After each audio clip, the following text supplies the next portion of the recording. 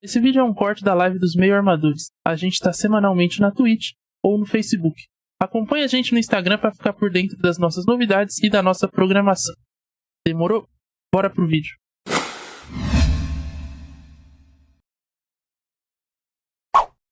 E ficando na Europa, a gente vai falar da Euro 2024, que vai começar as eliminatórias aí da Euro 2024, senhores. Inclusive nós faremos jogos aqui nessa semana aí da data FIFA. Fechou com a FIFA? Fechou com a FIFA, com a UEFA. A gente vai estar fazendo aí os torneios. Porque, Cássio, o Meio Armadores é o canal que mais cresce aí no YouTube, né?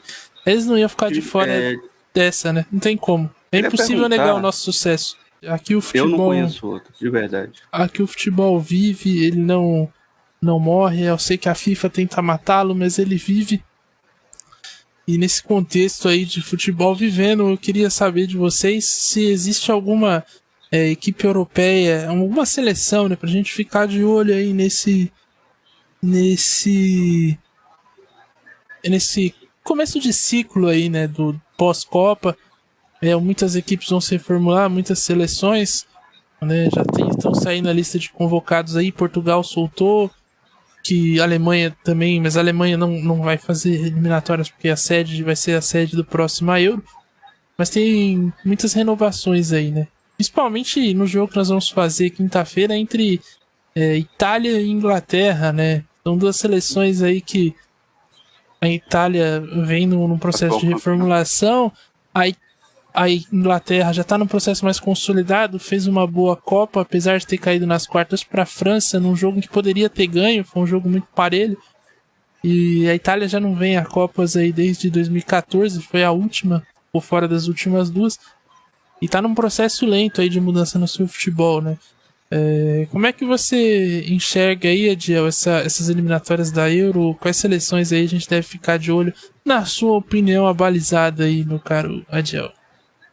A Itália é atual campeã da Euro, vem para defender o título e cobrou muito da FIFA porque o título da Euro não leva diretamente para a Copa do Mundo, já que pelas eliminatórias da Copa não conseguiu alcançar a vaga. Inclusive há essa questão para a próxima Copa, que são 250 seleções, então provavelmente uma vaga tem que sobrar para o campeão europeu. A Itália, ela tem um bom elenco, sim. Acho que seria uma seleção a ser observada, Estevam.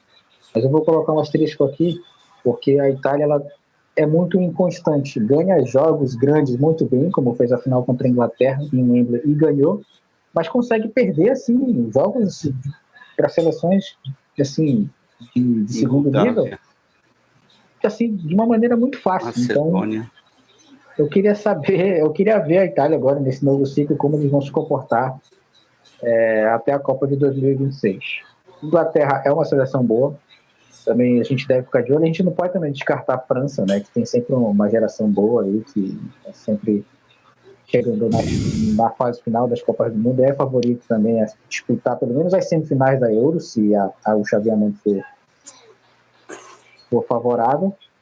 E por que não a gente colocar Portugal? A gente sempre falou que Portugal era favorito, tinha uma geração boa, Bernardo Silva, Bruno Fernandes e tal, tem o goleiro lá, que eu esqueci o nome agora, que é muito bom também, tá tendo uma renovação.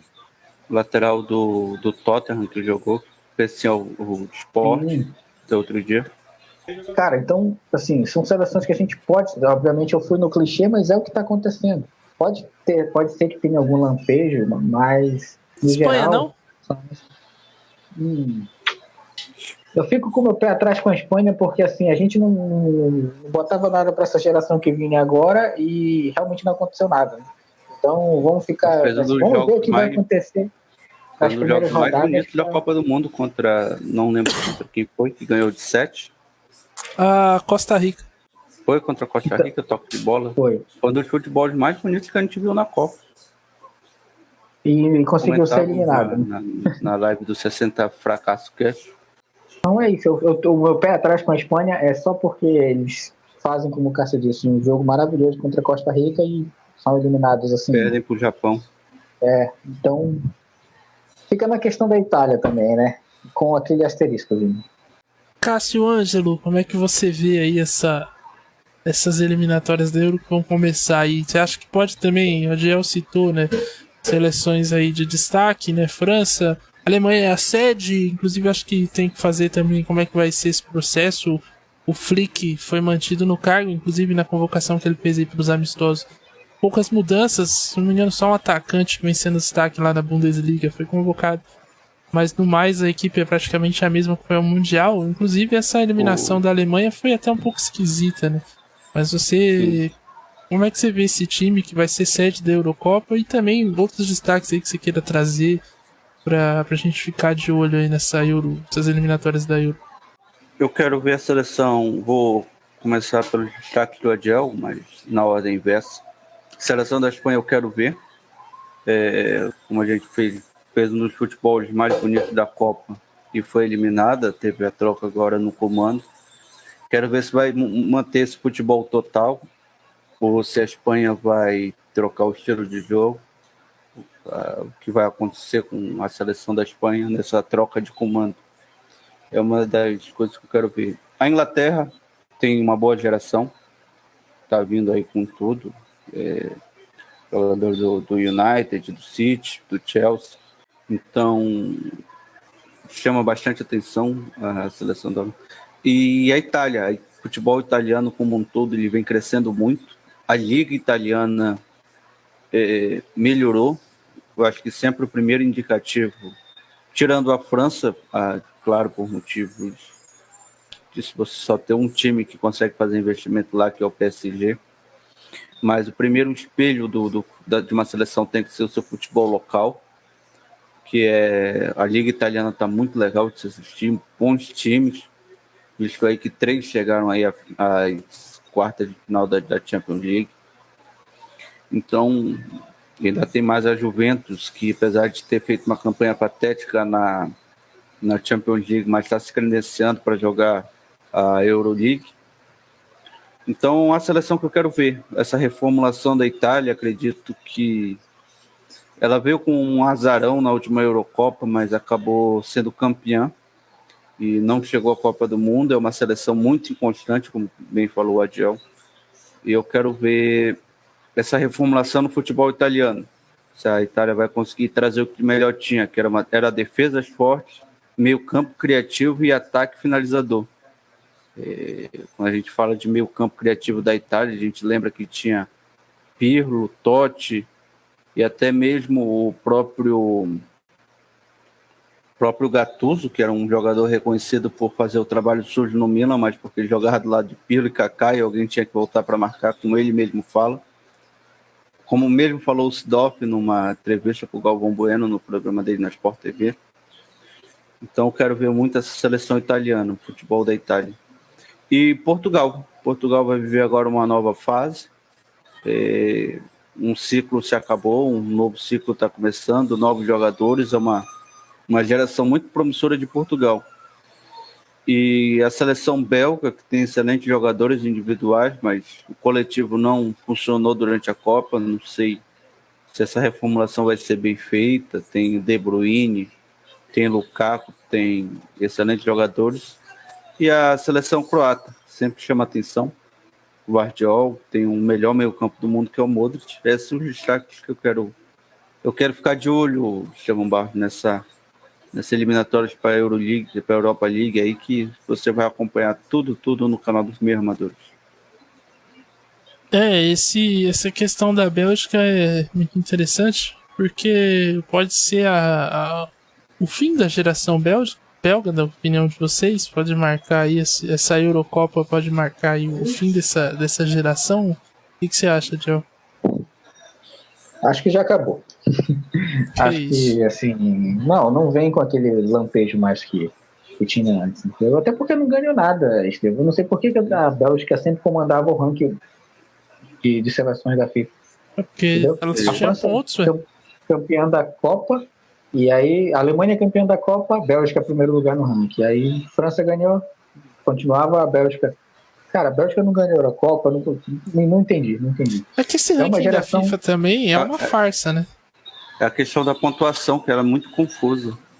Então, o Brasil não vai nunca mais ser o líder do ranking da FIFA porque não joga contra seleções do primeiro escalão, que uma vitória contra uma seleção do primeiro escalão vale 3 pontos, de um segundo escalão 2 pontos, e do terceiro escalão, que é o que muito a seleção brasileira está jogando, vale 1 ponto só.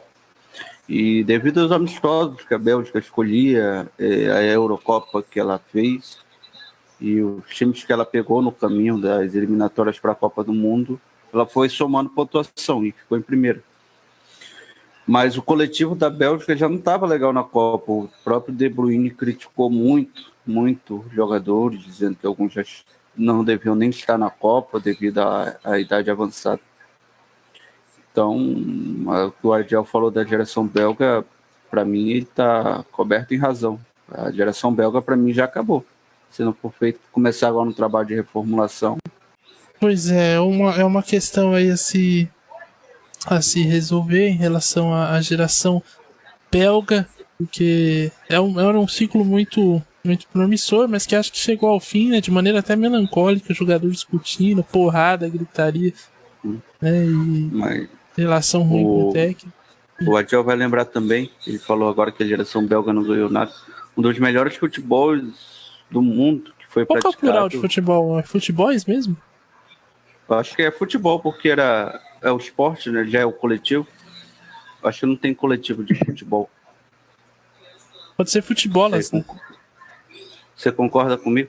Porque é que nem a questão de gol, Estevão Barros. Se a gente for pela língua portuguesa, o plural de gol é goles, porque quando se termina em L, se acrescenta ES. Mas só que você não tem como fazer 2 goles de uma vez, você faz um gol por vez. E aí, na minha modesta opinião, plural de gol acaba se tornando gols por causa disso. Se acrescenta um S ao gol, não a palavra gol. Do nada a discussão semântica. Não, é uma pergunta importante, velho. A gente tem que elucidar a mente. As pessoas têm curiosidade sobre isso. Sim. Mas então, assim, só que eu confesso que eu não sabia. Pra mim sempre foi gol. Ele vai perseguir a língua portuguesa e o Cássio agora com essa explicação. Brilhante, inclusive. Pra mim sempre foram gols. Eu nunca achei que tava errado, né? Ele tá trazendo a reflexão aqui, cara. Porque o Estevão me perguntou se futebol tinha plural. E eu disse que, na minha opinião, não tinha. E eu trouxe um exemplo para comparar. O exemplo de gol. Se chama resposta por associação. Que, só para complementar, Diel, tu vai lembrar que a seleção que jogou o futebol mais bonito, que foi a Holanda de 70 e 74, o coração holandês também não ganhou nada. Sim. Bom, vencer é para poucos, né? Infelizmente só um é vencedor. Então, a geração belga vai sair com essa mácula, mas de qualquer forma foi um time que teve seus momentos, conseguiu um 3º lugar na Copa do Mundo, que para um país que até então tinha pouca expressão no futebol, acho que é um feito e tanto, né? Então, parabéns à geração belga, mas de fato eu também acho que se encerrou. Que vai se